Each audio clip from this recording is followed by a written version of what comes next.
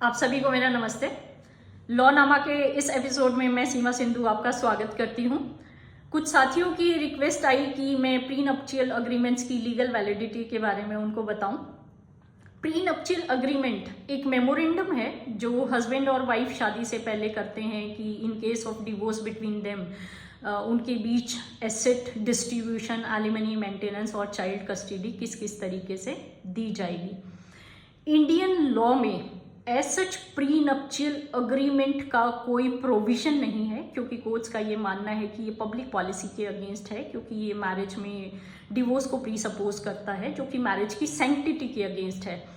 पर 1955 में जब इंडियन मैरिज में डिवोर्स का कॉन्सेप्ट लाया गया था, जो कि पहले नहीं था इंडिया में, तो सैंक्टिटी का जो एलिमेंट है वो उसी टाइम काफ़ी डाइल्यूट हो गया था। और अब जैसे जैसे मैरिटल डिस्प्यूट्स बढ़ रहे हैं तो यंग कपल्स के बीच एक इवॉल्विंग ट्रेंड है प्री नप्टियल एग्रीमेंट्स करने का।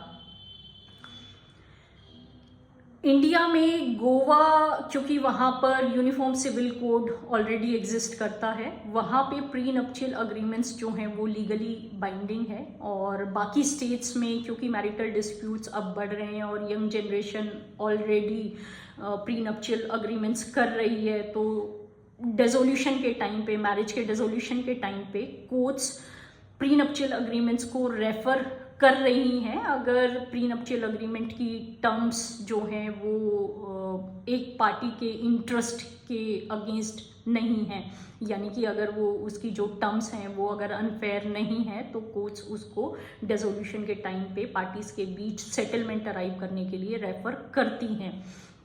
So it would be safe to say that it is partially recognizable in India as well now. In fact, कुछ साल पहले जब इंडिया के एक टॉप लॉयर का डिवोर्स हुआ था तो ऐसा कहा जा रहा था कि उनकी वाइफ के साथ ऑलरेडी एक प्री नप्टियल एग्रीमेंट था और उस अग्रीमेंट की टर्म्स और रेफरेंस में ही उनकी मैरिज डिसॉल्व हुई थी। ग्लोबली प्री नप्टियल एग्रीमेंट जो है वो एक स्टैंडर्ड प्रैक्टिस है।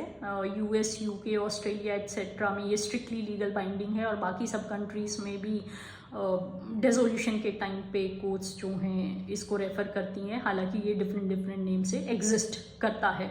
अब वही सिचुएशन जो है वो इंडियन कोर्ट्स में भी है कि until and unless the terms are unfavorable to one party, the courts refer to prenuptial agreement for dissolution of marriage at the time of divorce।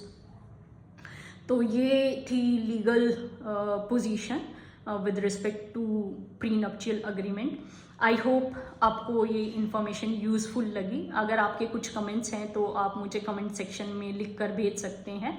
Next episode तक के लिए आपका बहुत बहुत धन्यवाद और कृपया मेरा चैनल सब्सक्राइब और सपोर्ट करना ना भूलें।